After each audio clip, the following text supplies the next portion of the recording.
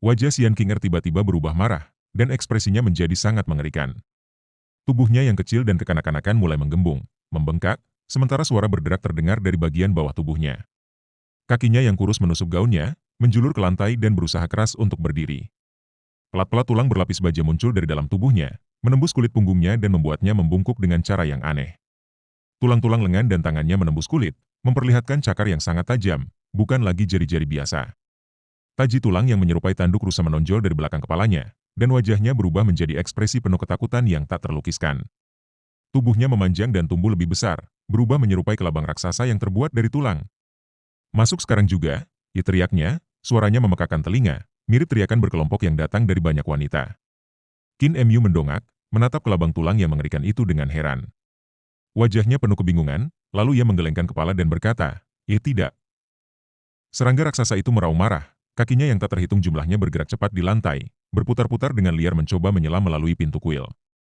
Namun, setiap kali monster itu mencoba, seluruh pulau bergetar, diikuti dengan derakan keras dari rantai yang melilit Buddha. Qin Mu menoleh ke arah rantai yang membentang ke sungai. Rantai itu menghubungkan patung Buddha emas raksasa dengan ujung yang lain, yang diikatkan pada tubuh monster itu. Setiap kali monster itu berusaha melangkah maju, rantai itu akan menariknya kembali, menahannya.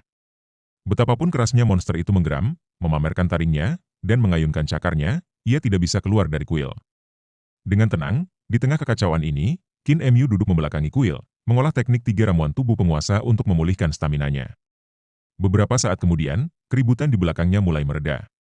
Monster itu, yang tidak bisa melepaskan diri dari rantai, berbalik dan berteriak pada patung Buddha emas. "Dasar biksu botak! Kaulah yang menahanku di sini. Apa kau akan membiarkanku kelaparan sampai mati? Anak ini bahkan tidak mempersembahkan dupa, jadi kenapa kau tidak membiarkanku memakannya?"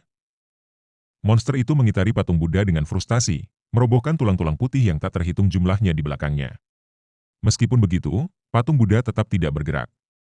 Qin Mu diam-diam melirik ke belakang, dan ketika melihat lebih jelas, ia terkejut.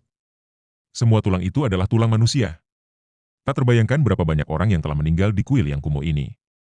Tak lama setelah itu, monster itu mulai tenang, mengumpulkan semua tulang itu dan meletakkannya kembali di tempat persembunyian di belakang patung Buddha emas. Lalu, ia kembali ke pintu kuil dan menatap Qin Mu dengan mata merah. "Biksu botak, ini daging di depan pintu kita, kau mengerti? Daging di depan pintu kita," katanya, matanya menatap bagian belakang kepala Qin Mu, sementara air liur mengalir dari mulutnya. Beberapa saat kemudian, monster itu berubah kembali menjadi gadis kecil, Xian Qinger. Dengan satu tali gaunnya terlepas dari bahunya, ia terkikik. "Ayo, anak muda. Mari kita lakukan hal-hal memalukan bersama-sama." Qin Mu memiliki kemauan yang sangat kuat, sehingga ia berhasil menutup telinganya terhadap rayuan tersebut. Ketika stamina dan ki vitalnya pulih sepenuhnya, ia merasakan bahwa kultivasinya hari ini mengalami peningkatan yang signifikan. Hati Qin Mu sedikit tergerak. Ia berpikir sebaiknya mengumpulkan ki vitalnya dan mencoba lagi menggunakan mantra iblis untuk menghancurkan dinding embrio roh. Ki kedua, Samoye, Bore-Bore Samoye. Ki kedua Bore Samoye. Namun, tepat ketika ki vital Qin Mu mulai mengalir deras menuju dinding embrio rohnya, terdengar gemuruh tumpul dari dalam kuil kuno. Sinar cahaya berdarah mengalir melalui tanda-tanda aneh pada enamel tembaga daun emas Buddha. Cahaya ini menyelimuti daun-daun tersebut, membuatnya berkilau dengan cahaya keemasan yang cemerlang. "Boom!" Di tengah getaran dahsyat itu, patung Buddha emas yang ditutupi daun-daun emas membuka matanya dan memancarkan aura yang luar biasa. Teriakan yang mencengangkan tiba-tiba menggema di telinga Qin Mu. "Jalan sesat para iblis! Beraninya kau bersikap kurang ajar di hadapanku dan melafalkan mantra iblis. Kau benar-benar tidak disiplin dan tidak terkendali. Aku akan menggunakan mantra Buddhaku untuk menaklukkanmu." Ekspresi frustrasi di wajah gadis monster itu berubah menjadi keterkejutan yang mendalam. Patung Buddha emas itu meraih rantai dan menarik monster yang tak berdaya itu kembali kepadanya.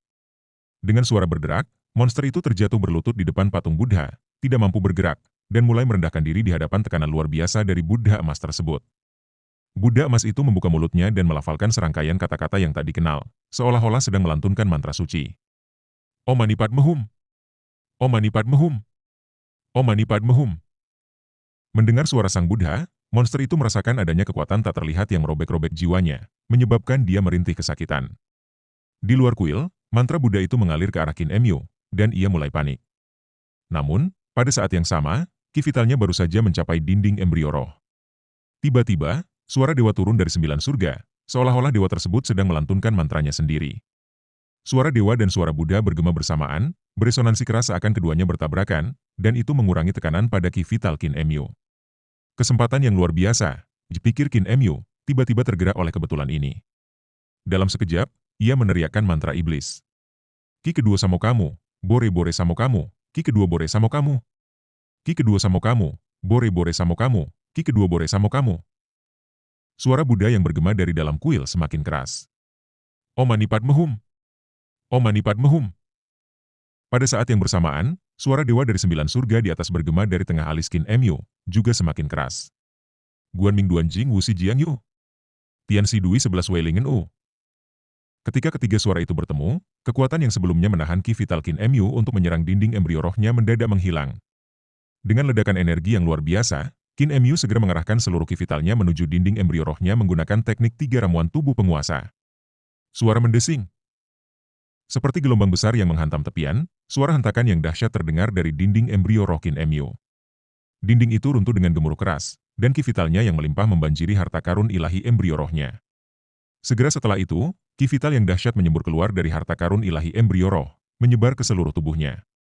Ki vital yang melonjak bahkan memenuhi rambut dan kulitnya, membuat setiap helai rambut di tubuhnya berdiri tegak. Dinding embrio roh telah hancur total. Sukses mendobrak tembok yang menghalanginya. Hasil ini membuat Qin Emyu tercengang. Ia berhenti melafalkan mantra iblis, dan suara dewa yang tadi menghilang.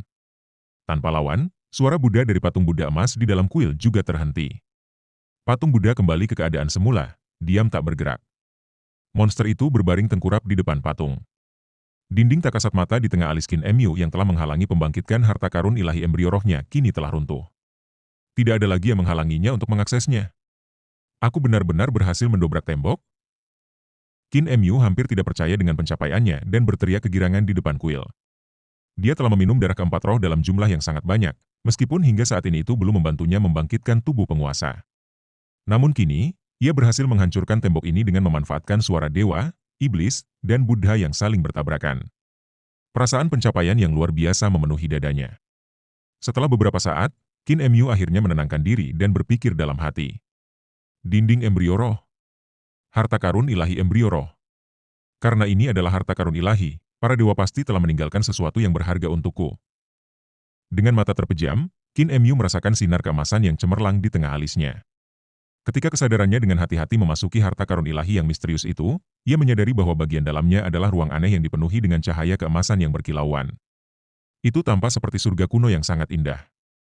Harta karun ilahi embrio roh menyerupai tanah ajaib yang terbuat dari lautan cahaya. Ketika kesadarannya melayang lebih dalam ke dalam harta karun itu, cahaya tersebut memeliharanya, memberikan rasa nyaman yang luar biasa. Namun, meskipun ia telah terbang di lautan cahaya ini cukup lama, ia tidak menemukan apapun.